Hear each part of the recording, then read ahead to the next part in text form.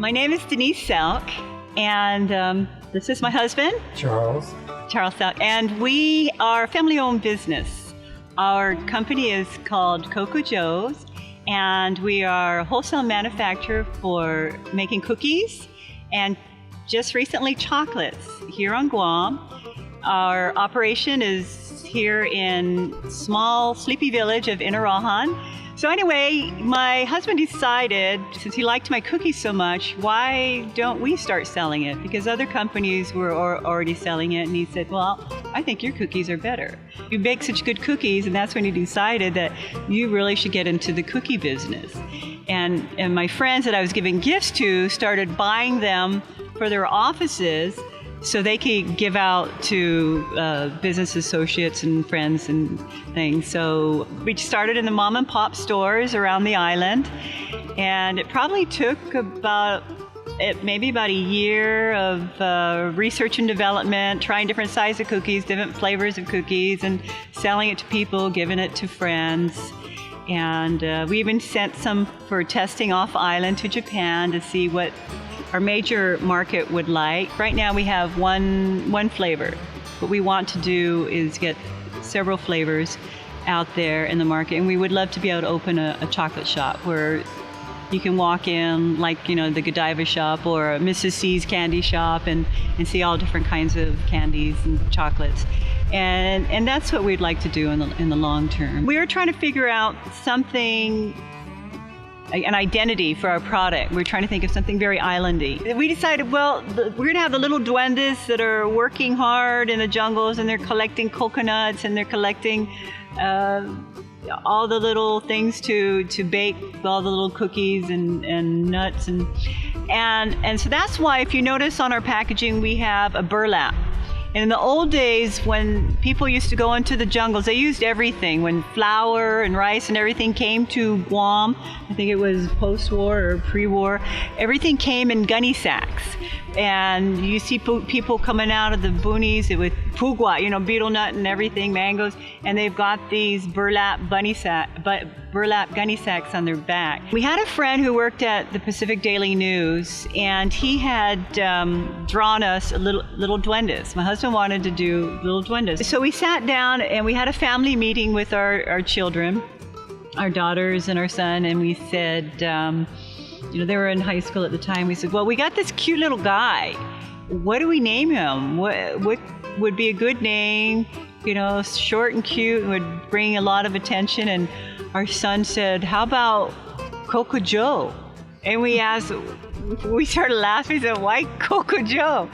He says, well, you know, Coco sounds like coconut. It can be cocoa, you know, like in chocolate chips. And he said, why Joe? He goes, everybody on Guam's named Joe. So we thought Coco, and that kind of stuck, and that's how we came up with the name. The biggest and most exciting day for us is when we got into the ABC stores, because that meant everything else would fall into suit. And then we decided, well, we're going to need some help, because we need to augment our operations. And that's when we decided we need to get a small business loan. And I needed help with writing a business plan, so I started going to the classes at the SBDC, and I started learning there what to expect, what the financial institutions would expect to see. The SBDC provided templates. I didn't have to recreate all these financial statements. It was great, just plug in my numbers and it was automatically there. It was beautiful. I guess our biggest obstacle for us to really propel the business forward and get higher sales was trying to break into the tourism market. So we just did things kind of all manually until we got all the nice fancy machines. We worked really hard on the quality, increasing quality control, and then things kind of fell into suit after that. And then when we got our first business loan, we were able to improve our packaging. What we're working really hard at doing is pushing exporting. We've already gotten into the Japanese market, and with the help of and guidance of SBDC. our counselor, Jerry Crawford, and he has been very instrumental in giving us very good advice. I'm Jerry Crawford with the Small Business Development Center here on Guam with Charles Selk and Coco Joe's Cookies in the lovely village of Inarajan. And as a SBDC consultant, it's been a real pleasure to work with Charles and his company because they're what I call a mature business looking for expansion and development opportunities. The skills that Charles already had and then the experience that I had in the business world was just putting the ingredients together to make a better product. And one of the nicer things about working with you, Charles, was how you always had the information that I asked for. You came to me with the emails when things were a challenge, and we communicated instantly on things like that. And as a result, I think we've made some good progress towards the export side of the company and where the future lies for you. I believe so, and I think it's been a good partnership, and we've certainly appreciated your advice and feedback whenever we ask for it, and sometimes when we don't. Mm-hmm. Well, the advantage I see here is it's like you get a part-time free employee. Right. Through the Small Business Development Center. Others like myself were able to engage in confidential conversations to help you feel like you have an ally that has maybe some experience in an area that you haven't had experience yet. Well, I know we couldn't afford somebody of your caliber on staff or even as a consultant, so it's been a blessing for us. Oh, good. I feel the same way. Well, thank you very much and continue great success. We'd been thinking for some time about exporting to Japan, but the problem is finding somebody to export to.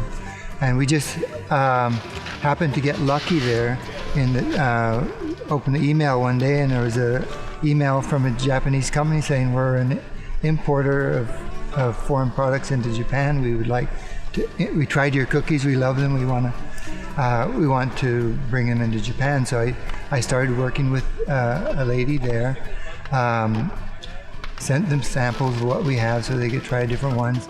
Also, what's very important is research. Do a lot of research and do market testing if you are able to with your product, because then you'll be able to refine it to the taste of your target market, or else, after expending lots of money and then you find out it's a flop, then it costs too much to have to fix it up. Well, a good example is we were looking for a new flavor.